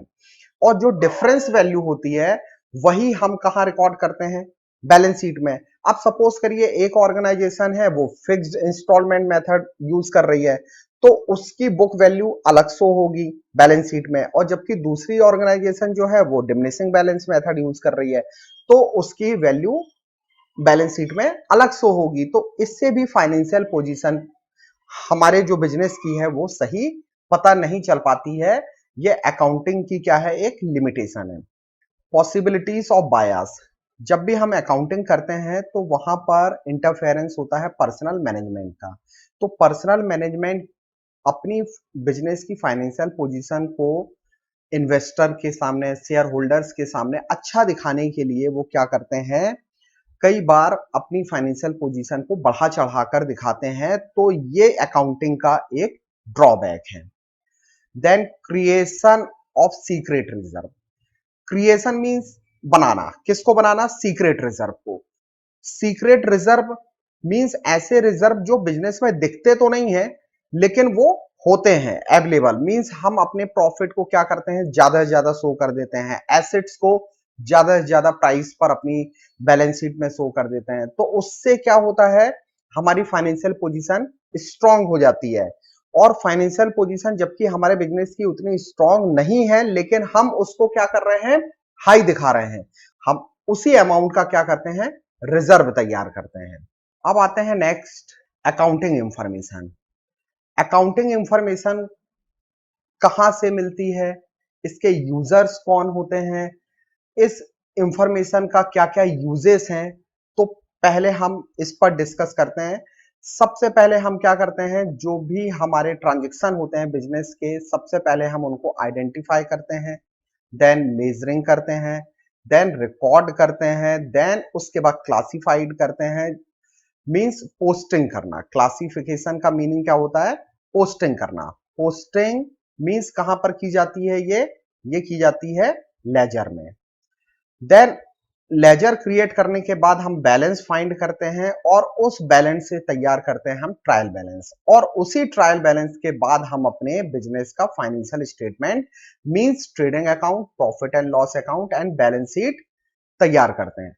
तो जब हम ट्रेडिंग अकाउंट और प्रॉफिट एंड लॉस अकाउंट तैयार करते हैं तो इससे हमें पता चलता है हमारे बिजनेस का प्रॉफिट, और फिर जब हम बैलेंस शीट तैयार करते हैं तो उससे पता चलता है हमारे बिजनेस की फाइनेंशियल पोजीशन।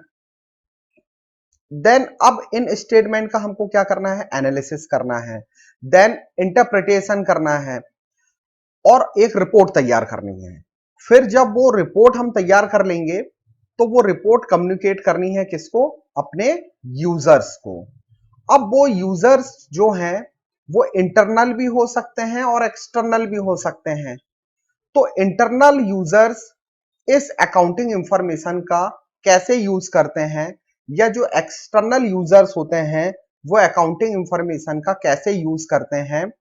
तो अब हम ये समझते हैं कि जो हमारी अकाउंटिंग इंफॉर्मेशन है उसकी नीड्स क्या क्या हैं और उसके ऑब्जेक्टिव्स क्या क्या हैं और उसके यूजर्स कौन कौन से होते हैं। तो there are two types of users, first is internal user और सेकंड इज एक्सटर्नल यूजर्स। तो इंटरनल यूजर्स में कौन कौन आता है? ये है ओनर, मींस खुद जो बिजनेस का मालिक है वो आएगा।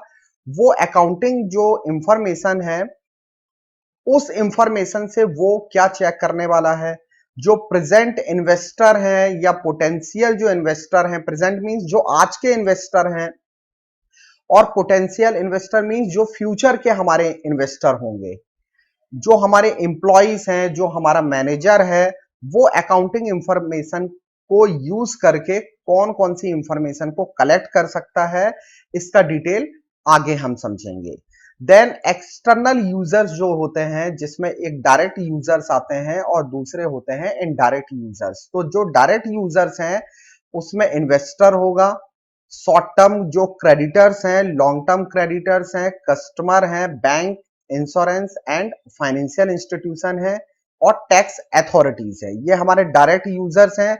और इनडायरेक्ट यूजर्स में है researcher, government and it's agencies और अदर पब्लिक। ये हमारे इनडायरेक्ट यूजर्स हैं। तो ये यूजर्स क्या करते हैं, इस अकाउंटिंग इंफॉर्मेशन का कैसे यूज करते हैं, उनको क्यों जरूरत होती है, अब उसको हम वन बाय वन समझने की कोशिश करते हैं। तो फर्स्ट आते हैं हम इंटरनल यूजर्स। सबसे पहले इंटरनल यूजर्स में कौन आएगा? जो बिजनेस का मालिक है, क्योंकि बिजनेस का मालिक ही क्या करता है, उस बिजनेस को स्टार्ट करता है, मींस उस बिजनेस में वो क्या लगाता है? कैपिटल लगाता है। और कैपिटल उसकी सिक्योर है कि नहीं है, तो उसको अपनी अकाउंटिंग इंफॉर्मेशन से ही पता चलती है कि उसने जो कैपिटल लगाई हुई है वो सिक्योर है या नहीं है, मींस उसको प्रॉफिट हो रहा है या लॉस हो रहा है, ये उस इंफॉर्मेशन से वो कलेक्ट कर सकता है। Then present investor, present investor means जो कंपनी के जो भी इक्विटी शेयर होल्डर्स होते हैं, मींस जो कंपनी के ओनर्स होते हैं, उन्होंने जितना भी पैसा इस कंपनी में इन्वेस्ट किया है, क्या वो उनको वापस मिल पाएगा? क्या वो पैसा बढ़ रहा है? कहीं ऐसा तो नहीं हो रहा कि वो पैसा कम हो रहा है? उसकी क्या पॉसिबिलिटीज है? रिटर्न मिल पाएगा कि नहीं मिल पाएगा? तो ये जो प्रेजेंट इन्वेस्टर हैं, ये उस अकाउंटिंग इंफॉर्मेशन के थ्रू अपना रिपोर्ट चेक कर सकते हैं। देन पोटेंशियल इन्वेस्टर मींस जो फ्यूचर के इन्वेस्टर होंगे, जो फ्यूचर में इस कंपनी में इन्वेस्टमेंट करेंगे, वही क्या करते हैं, उस अकाउंटिंग इंफॉर्मेशन के थ्रू अपनी पूरा इन्वेस्टमेंट का जो है वो प्लान तैयार कर सकते हैं कि इस कंपनी में इन्वेस्टमेंट करना चाहिए या नहीं करना चाहिए। ये पोटेंशियल इन्वेस्टर के लिए हेल्पफुल होता है। एम्प्लॉय क्या कर सकता है? एम्प्लॉय अकाउंटिंग इंफॉर्मेशन के थ्रू ये चेक कर सकता है कि ये जो ऑर्गेनाइजेशन है ये कंटिन्यूसली हम लोग को रेम्युनरेशन पे कर पाएगी कि नहीं कर पाएगी। देन मैनेजर, मैनेजर क्या करता है? उस अकाउंटिंग इंफॉर्मेशन के थ्रू वो ये चेक कर सकता है कि कंपनी ने जो भी लोन लिया है, चाहे वो शॉर्ट टर्म हो या लॉन्ग टर्म हो, क्या उसका हम पेमेंट कर पाएंगे कि नहीं कर पाएंगे। ये इंफॉर्मेशन से हमें पता चल जाता है। देन अब आते हैं एक्सटर्नल यूजर्स। तो एक्सटर्नल यूजर्स में कौन कौन से डायरेक्ट होते हैं और एक इनडायरेक्ट यूजर्स होते हैं। तो डायरेक्ट में इन्वेस्टर होते हैं, इन्वेस्टर जो प्रेजेंट इन्वेस्टर भी हो सकते हैं, जिसमें शेयर होल्डर्स और प्रोजेक्ट इन्वेस्टर को इंक्लूड किया गया है। देन शॉर्ट टर्म क्रेडिटर्स होते हैं। शॉर्ट टर्म क्रेडिटर्स मींस जिन्होंने कम समय के लिए कंपनी को रॉ मटेरियल प्रोवाइड किया है या शॉर्ट पीरियड के लिए लोन प्रोवाइड किया है, तो वो लोग क्या करते हैं इस रिपोर्ट के थ्रू, जो कि उन्होंने गुड सप्लाई किया हुआ है कंपनी को या उन्होंने जो लोन दिया है शॉर्ट पीरियड के लिए, वो इस रिपोर्ट के थ्रू ये देख सकते हैं कि ये लोन का पैसा जो हमने इनको प्रोवाइड किया है वो मिल पाएगा कि नहीं मिल पाएगा, जो हमने इनको गुड सेल किया है उसका पैसा हमको मिल पाएगा कि नहीं मिल पाएगा, उस रिपोर्ट के थ्रू वो चेक कर सकते हैं। Then long term creditors means जो जिन्होंने लॉन्ग पीरियड के लिए कंपनी को लोन दिया हुआ है, तो ऐसे क्रेडिटर्स क्या कर सकते हैं, उस अकाउंटिंग इंफॉर्मेशन के थ्रू अपने लोन की रिकवरी कब तक हो पाएगी, ये इंफॉर्मेशन कलेक्ट कर सकते हैं। देन कस्टमर उन रिपोर्ट्स के थ्रू ये देख सकता है कि कंटिन्यूसली उस कंपनी का गुड्स उनको अवेलेबल हो पाएगा कि नहीं हो पाएगा फ्यूचर में, तो अकाउंटिंग इंफॉर्मेशन से वो ये इंफॉर्मेशन कलेक्ट कर सकता है। नेक्स्ट बैंक्स और जो फाइनेंशियल अदर फाइनेंशियल इंस्टीट्यूशन है, banks, insurance and other financial institution भी क्या कर सकते हैं उस अकाउंटिंग इंफॉर्मेशन के थ्रू, जो कि उन्होंने कंपनी का अगर कोई लोन दिया हुआ है तो उस लोन को कब तक मिलने की उम्मीद है, या ये कंपनी पे कर पाएगी कि नहीं कर पाएगी, पूरी इंफॉर्मेशन वो इस अकाउंटिंग इंफॉर्मेशन से कलेक्ट कर सकते हैं। टैक्स अथॉरिटी मींस गवर्नमेंट को उस अकाउंटिंग इंफॉर्मेशन से ये पता चल जाता है कि हमें इस कंपनी से इस साल इतना टैक्स मिलने की उम्मीद है। इनडायरेक्ट यूजर्स, तो इनडायरेक्ट यूजर्स में फर्स्ट है रिसर्चर, तो ऐसे व्यक्ति जो रिसर्च का वर्क कर रहे हैं, है ना, जिनको डीपली नॉलेज चाहिए है फाइनेंशियल एक्टिविटीज का उस कंपनी के बारे में, तो वो लोग भी क्या कर सकते हैं उस कंपनी की इंफॉर्मेशन को निकालकर डीपली फाइनेंशियल जो उनका स्टेटस है या फाइनेंशियल जो पोजीशन है वो चेक कर सकते हैं। Next, government and it's agencies. Government और जो उसकी एजेंसीज होती हैं वो अकाउंटिंग इंफॉर्मेशन के थ्रू ये चेक कर सकती हैं कि ये कंपनी जो है वो पब्लिक वेलफेयर के लिए काम कर रही है कि नहीं कर रही है।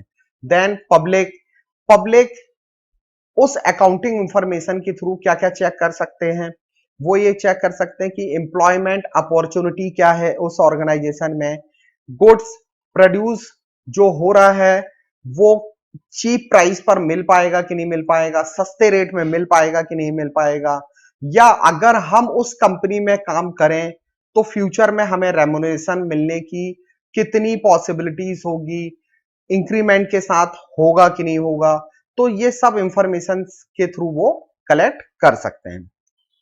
नेक्स्ट है हमारा point uses of accounting data. अब मतलब जो हमने अकाउंटिंग डेटा लिया हुआ है उसका यूजेस कहां कहां करना है, तो सबसे पहले मेजरिंग बिजनेस परफॉर्मेंस। बिजनेस के परफॉर्मेंस को देखने के लिए अकाउंटिंग डेटा बहुत हेल्प करता है। अकाउंटिंग डेटा से ही पता चलता है कि बिजनेस का क्या परफॉर्मेंस है, प्रॉफिट हो रहा है कि लॉस हो रहा है। अगर प्रॉफिट हो रहा है तो ये पॉजिटिव ग्रोथ होती है, और अगर लॉस हो रहा है तो ये नेगेटिव ग्रोथ होती है। तो उस अकाउंटिंग डेटा से ही हमें बिजनेस के परफॉर्मेंस का पता चलता है। Then forecasting future target, future के जो भी टारगेट हैं उनको फोरकास्ट करने के लिए कि हमारी प्रोस्पेक्टिव सेल क्या होगी फ्यूचर में, प्रोडक्शन बढ़ेगा कि नहीं बढ़ेगा, हमारे एक्सपेंसेस कम होंगे कि नहीं होंगे, एसेट्स बढ़ेगी कि नहीं बढ़ेगी, ये सब कुछ हम उस अकाउंटिंग डेटा से फोरकास्ट कर सकते हैं। थर्ड है हमारा helpful in making decision. Accounting data के थ्रू हम क्या कर सकते हैं, determination of prospective policy. Company की जो भी प्रोस्पेक्टिव पॉलिसी है वो अकाउंटिंग डेटा के थ्रू हम क्या कर सकते हैं, बना सकते हैं, जो कि डिसीजन लेने में काम आएगी। कंपैरेटिव स्टडी कर सकते हैं हम अकाउंटिंग डेटा के थ्रू ही, हम प्रीवियस ईयर के फाइनेंशियल स्टेटमेंट से करंट ईयर के फाइनेंशियल स्टेटमेंट का क्या कर सकते हैं, कंपैरेटिव स्टडी कर सकते हैं कि प्रीवियस ईयर हमारी क्या पोजीशन थी, करंट ईयर हमारी क्या पोजीशन है। ये सब स्टडी जो है हम उस अकाउंटिंग डेटा के थ्रू कर सकते हैं। सोशल रिस्पॉन्सिबिलिटी, अकाउंटिंग इंफॉर्मेशन और अकाउंटिंग डेटा के थ्रू ही पता चल पाता है कि बिजनेस जो है प्रोवाइड कर रहा है information about the social responsibility of firm. कौन कौन सी सोशल रिस्पॉन्सिबिलिटी को प्रोवाइड कर रहा है बिजनेस, ये हमें उस अकाउंटिंग डेटा से ही पता चल जाता है। अब आते हैं नेक्स्ट, हमारा जो टॉपिक है वो है टाइप्स ऑफ अकाउंटिंग इंफॉर्मेशन। जो भी अभी हमने अकाउंटिंग इंफॉर्मेशन देखा उस अकाउंटिंग इंफॉर्मेशन के कौन कौन से टाइप्स हैं, तो फर्स्ट है हमारा information related to financial transaction and events. Means financial transaction और इवेंट से रिलेटेड जो इंफॉर्मेशन है वो हमारी फर्स्ट इंफॉर्मेशन होगी। सेकंड जो इंफॉर्मेशन है वो है cost of a product, operation और फंक्शन से रिलेटेड इंफॉर्मेशन होगी। थर्ड जो हमारी इंफॉर्मेशन है वो activities to planning and control से रिलेटेड इंफॉर्मेशन होगी। फोर्थ इंफॉर्मेशन जो है वो social effect of business decision से रिलेटेड होगी। फिफ्थ जो हमारी इंफॉर्मेशन है वो एनवायरमेंट और इकोलॉजी से रिलेटेड इंफॉर्मेशन होगी। और लास्ट जो हमारी इंफॉर्मेशन है वो ह्यूमन रिसोर्स से रिलेटेड होगी। अब हम आते हैं, स्टार्ट करते हैं types of accounting information. Information relating to financial transactions and events means ऐसी इंफॉर्मेशन जिससे हमें अपने बिजनेस की फाइनेंशियल कंडीशन को जान सकें, वो होती है information related to financial transaction. Like balance sheet के थ्रू हम अपनी फाइनेंशियल पोजीशन को चेक कर सकते हैं।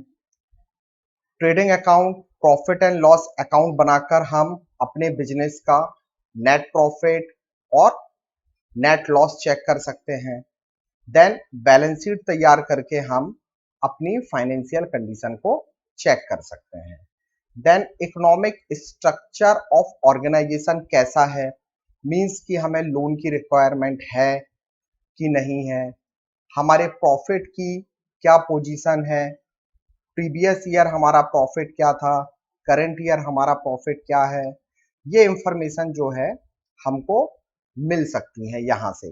देन हमारे कैश फ्लो का नेचर क्या है, प्रीवियस ईयर हमारा कैश फ्लो कितना था, मींस इनफ्लो कितना हो रहा है बिजनेस में, आउटफ्लो कितना हो रहा है बिजनेस में, ये चेक कर सकते हैं हम इस इंफॉर्मेशन के थ्रू।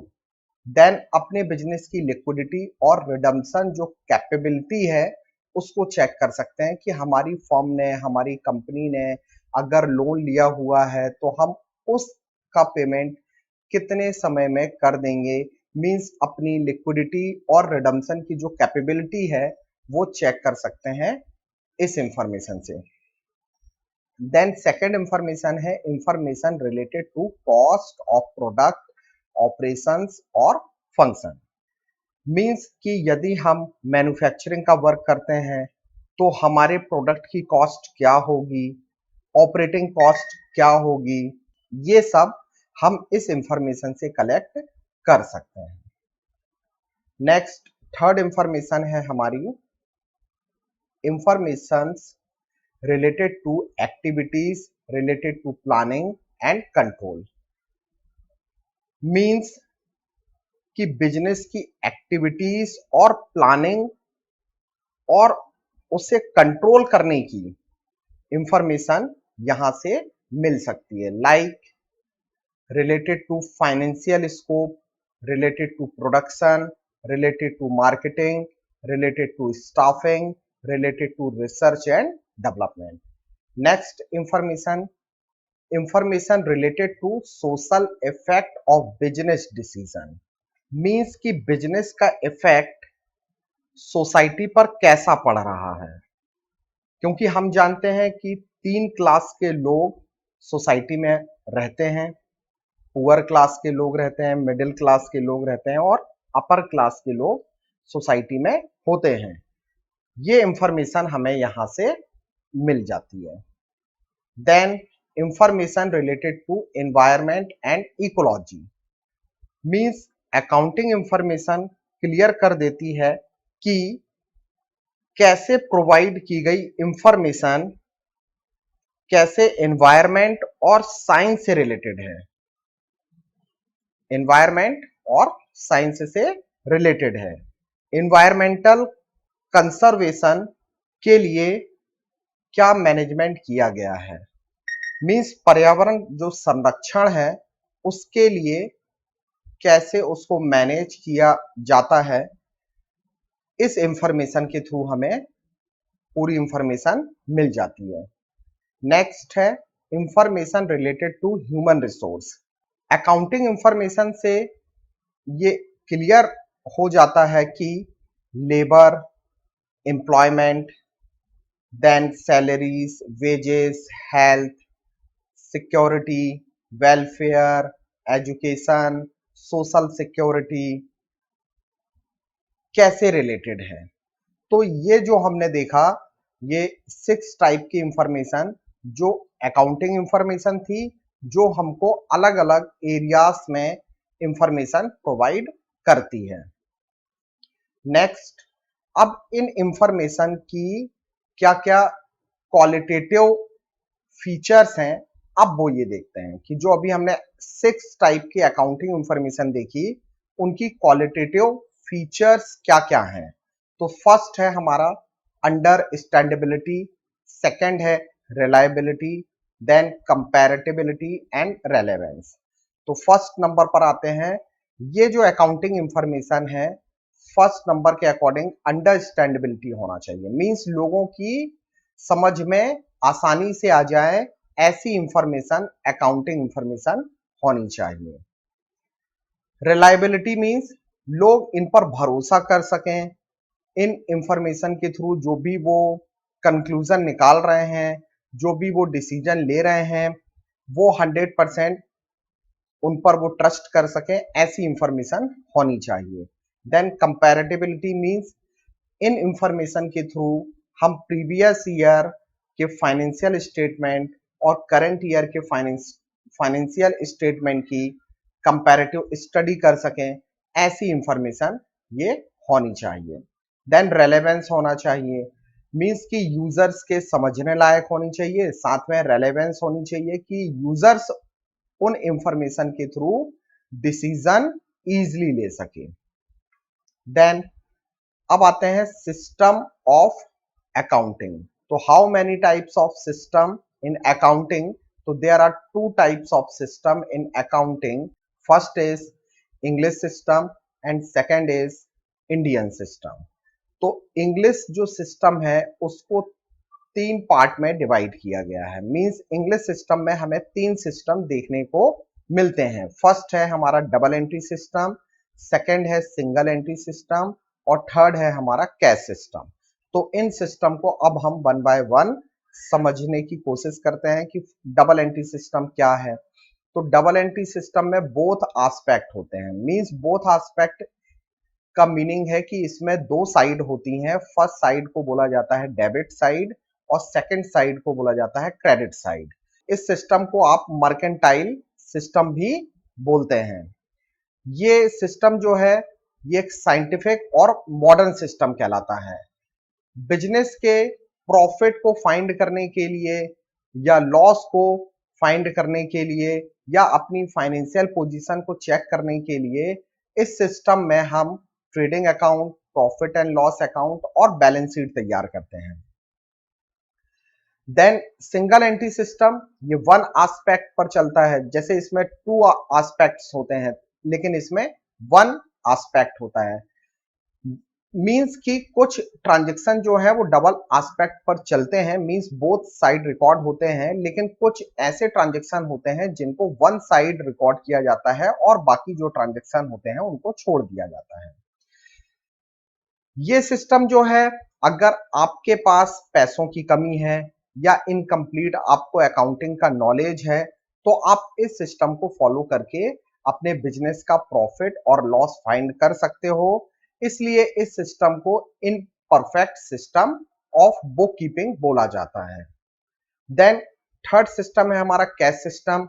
इस सिस्टम में ये देखा जाता है कि कितना कैश आपके बिजनेस में आ रहा है और कितना कैश आपके बिजनेस से जा रहा है, मींस टोटली कैश ट्रांजैक्शन को ही यहाँ पर रिकॉर्ड किया जाता है। जो क्रेडिट ट्रांजैक्शन होते हैं उनको रिकॉर्ड नहीं किया जाता है। जनरली ये system schools, colleges, hospitals, charitable जो ट्रस्ट होते हैं, लाइब्रेरी जो क्लब होते हैं, वो लोग इस सिस्टम को फॉलो करते हैं।